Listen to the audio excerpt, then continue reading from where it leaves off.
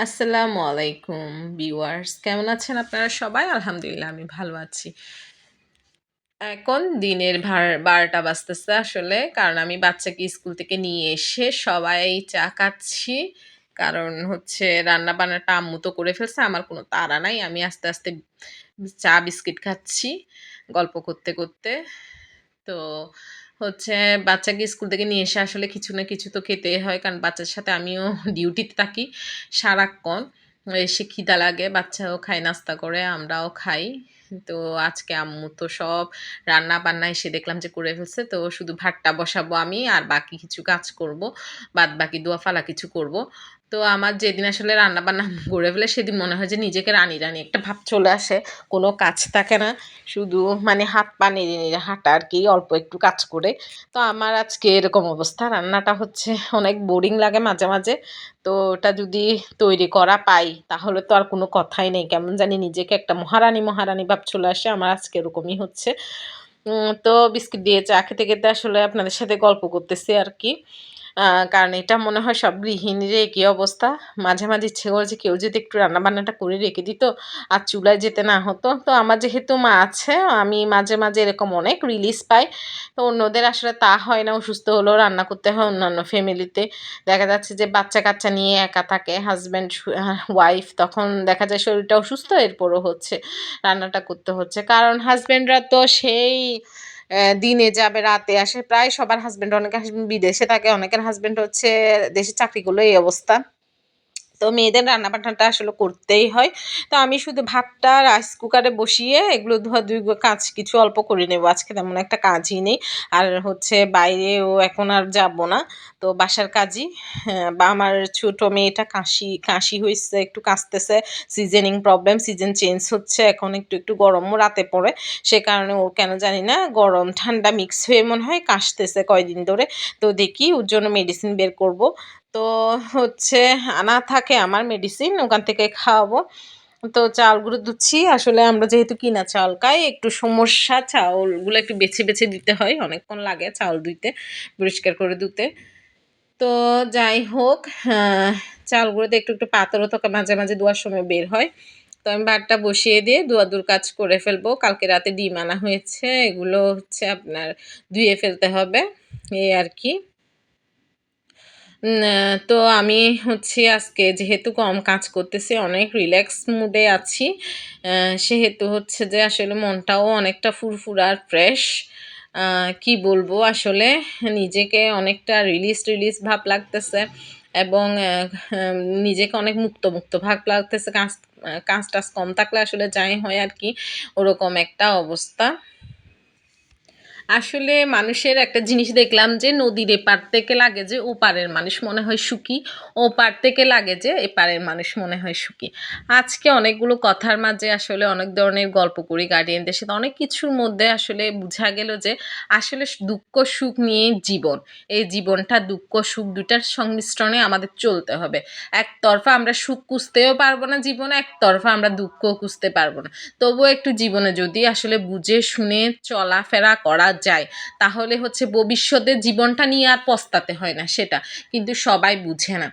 তো সবাই একরকম হয় না। যেমন আমাদের ঘরে আসলে আমি অনেক ধৈর্যশীল। আমার বাসায় আমার হাসব্যান্ড অনেক একটু অন্যরকম। উনি খুব উগ্র মেজাজ বেশি। সে যা কিছু করে ইচ্ছে মতোই। কোনো কিছু আসলে জিজ্ঞেস করে না। তো এটা আসলে আমি এত বছরের সংসারে মানিয়ে নিয়েছি। তো যাই হোক এটা নিয়ে আসলে আমার কোনো আফসোস নাই। আমি তো সবসময় আসলে কনসিডার করে চলে আমি তো বলি সবকিছু বুঝে শুনে চলো। টাকা-পয়সা বলো যেকোনো কিছু বুঝে শুনে চললে সমস্যার সম্মুখীন হতে হয় না। তো আসলে আমার হাসব্যান্ড এটা কোনো আসলে এত কিছু মাথায় নিতে পারে না। ও একটু চটপটা টাইপের। তো আমি বলি যে আসলে ভবিষ্যতে তোমার আসলে পস্তাতে হবে একদিন এই দিনের কথাগুলা ভেবে। আসলে আমি যতটুকু যেরকম চলি। আমার কখনো ভবিষ্যতে এটা হবে না যে আমি বুঝে চলি নাই। সেটা আমার কখনোই বৃদ্ধ বয়সে আমার ভাবতে হবে না। কারণ আমি আমার সংসারের জন্য আসলে সবটুকু দিয়ে, সবটুকু বুঝে, বিবেক বুদ্ধি খাটিয়ে সবসময় চলার চেষ্টা করি। যাতে আসলে আমার জীবনটা সুন্দর হয়, আমার বাচ্চাদের জীবনটা সুন্দর হয় সবকিছু। কিন্তু হয়তো আমার হাসব্যান্ডের হচ্ছে যে আসলে ভবিষ্যতে হয়তো একটু পস্তাতে হবে, কেন আমি আমার ওয়াইফের কথা না শুনে আসলে বুঝে চললাম না। সেজন্য সে অনেক আসলে খারাপ ফ্যামিলিগতভাবে, সেটা না, আসলে এরকম কোনো কিছুই না। আমি এই কারণে বললাম যে আমার হাসব্যান্ড একটু মানে নিজের মাইন্ডে চলার চেষ্টা করে, ওটা করে না যে যে আমি আমার পরিবার, আমার বাচ্চা, আমার বউয়ের সাথে আমি সবকিছু বুঝে শেয়ার করে সুন্দর করে চলি, জীবনটাকে সুন্দর করে, ওটা করে না। সে বাহিরের আসলে কি বলবো তার বোনদের কথাগুলা আসলে বেশি মেনটেন করার চেষ্টা করে, মনে করে যে ওরাই তাকে ভালো পরামর্শ দিবে। তো সে তার বুঝে চলে, আমিও আর হচ্ছে ঘরে ঝামেলা করি না আসলে, কারণ এগুলো তো ঝামেলা হয়। তো আমি বলি যে আমি যতটুকু পারবো সবসময় আমার ফ্যামিলিটাকে আমি বেশি স্যাক্রিফাইস করে দরকার হলে আটকে রাখবো, তোমারটা তুমি বুঝিও, আসলে কি করতেছো একদিন বুঝবা, ওটা করে বুঝদি। আসলে বেশি কাটলে হয় কি লেবু তিতা বের হয়, তাই বেশি ঘাঁটাঘাঁটি আসলে করার চেষ্টা করি না। তো যাই হোক, আসলে মেয়েরা আমি আমার লাইফ থেকে বুঝলাম, এবং আমি কতগুলো মেয়ের সাথে কথা বলে যেটা বুঝি আসলে নিজের লাইফের মধ্যে, নিজের একটা সংসারের মধ্যে মেয়েদের যেরকম যতটুকু ত্যাগ আছে বাংলাদেশের একটা ফ্যামিলিতে, বাংলাদেশি মেয়েদের সংসারে যেভাবে মেয়েদের একটা ত্যাগ শিকার আছে, সেরকম যদি একটা ছেলের সম্পূর্ণ ত্যাগ শিকার থাকতো, আমার মনে হয় না যে সবার ফ্যামিলিতেই আসলে শান্তি, সমঝোতা এবং সম্পর্কটা খুব সুন্দর থাকতো, কোনো সমস্যাই থাকতো না ফ্যামিলিতে। কারণ আমাদের বাংলাদেশি মেয়েরা হয় কি অনেক ধৈর্যশীল, তারা অনেক সহনশীল, তারা তার সংসারের জন্য অনেক ত্যাগ স্বীকার করে, যেটা আসলে ছেলেরা করে না। কিন্তু বহির্বিশ্বের আমরা মেয়েদেরকে দেখি যে ওরা আসলে এতটা ত্যাগ স্বীকার করে, স্যাক্রিফাইস করে তাদের ফ্যামিলি বন্ডিংটা ঠিক রাখে না। তো আমাদের আসলে বাংলাদেশি মেয়েরা যেভাবে ত্যাগ স্বীকার করে, আমি দেখলাম যে একটা ছেলেও যদি এরকম হইতো তাহলে মনে হয় আসলে ভালো হতো, সংসারগুলো অনেক সুন্দর থাকতো।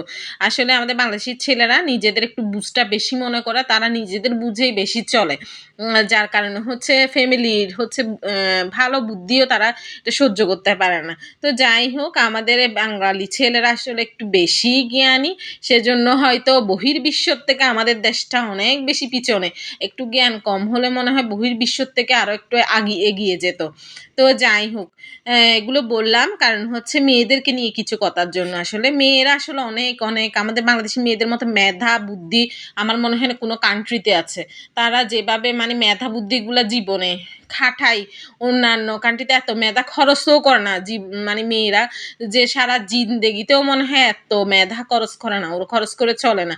তো যাই হোক, আমাদের মেয়েদের আসলে আরো সহনশীল হওয়া, ধৈর্য শক্তি দিক, যেহেতু আমরা একটু মুসলিম কান্ট্রির ইসলামিক দৃষ্টিপথ থেকে আমাদের চলতে হয়, সেহেতু আমাদের তো সহনশীল হতেই হবে, সেটা আমাদের আসলে ইসলামিক পরিপন্থী জীবন। তো আমরা আসলে অনেক সহনশীল। কথা বলতে বলতে আসলে অলমোস্ট আমার কাজগুলা শেষ, এখন আমি হচ্ছি রান্না বান্না সব শেষ করে, রান্না বান্না বলতে শুধু ভাতটা রান্না করে, সবজি তো আমার মাই করে ফেলেছে, তো ওগুলা শেষ করে আমি হচ্ছে আমার বাচ্চার জন্য একটা কাশির সিরাপ বের করতেছি। এটা হচ্ছে হোমিও প্যাটেন্সি, মানে একদম হোমিওটা অনেক সময় বাচ্চাদের হচ্ছে খেতে চায় না, বাচ্চারা ওটা ঝাঁঝালো একটু হয়, যার কারণে খেতে পানি পানি লাগে, এটা খেতে চায় না, তার কারণে এই প্যাটেন্সি বিকল্প পদ্ধতি, ওরা সিরাপটা বেশি যেহেতু পছন্দ করে এলোপ্যাথিক, সেহেতু এদের বিকল্প হিসেবে হোমিও প্যাটেন্সি দিতে পারবেন। তা এই হোমিও প্যাটেন্সিগুলো আসলে হোমিওর যে কোনো হোলসেল দোকান, যেগুলো হোলসেল দোকানে প্যাটেন্সি সিরাপ বললে বের করবে, এগুলো হচ্ছে হোলসেল দোকানে গিয়ে খুব কম প্রাইসে, এগুলো আসলে অ্যালোপ্যাথিক একটা সিরাপের থেকে অর্ধেকের অর্ধেক প্রাইসে পাওয়া যায়।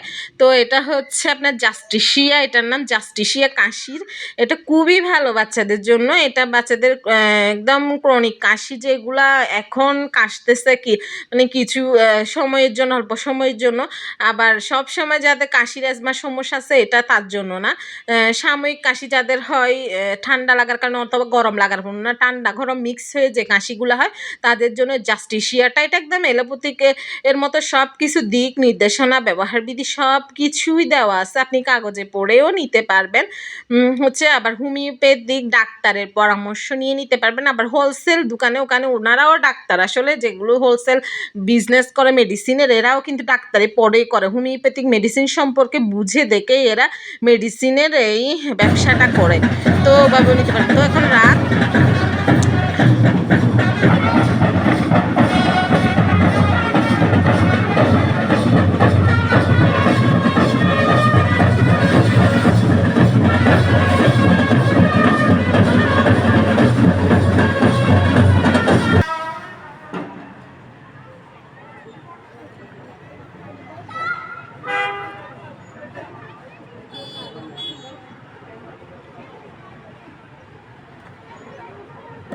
বিয়ে হচ্ছে যে সুপাস ডাপাস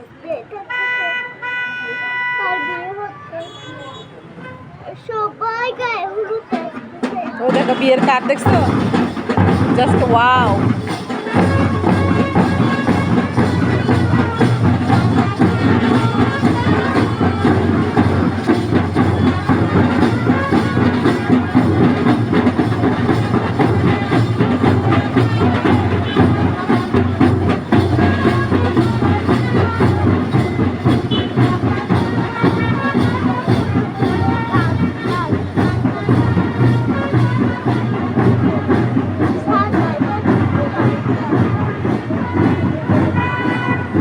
একটা বরযাত্রী যাচ্ছিল, ওটার কিছু দৃশ্য গতকাল রাতের, এগুলো আমি ধারণ করে রেখেছি আপনাদের দেখাবো বলে। তো আমার চ্যানেলটিতে লাইক সাবস্ক্রাইব করে দিবেন আর কমেন্ট বক্সে জানাবেন কেমন হয়েছে ভিডিওটি। তো thanks for watching, Allah Hafiz.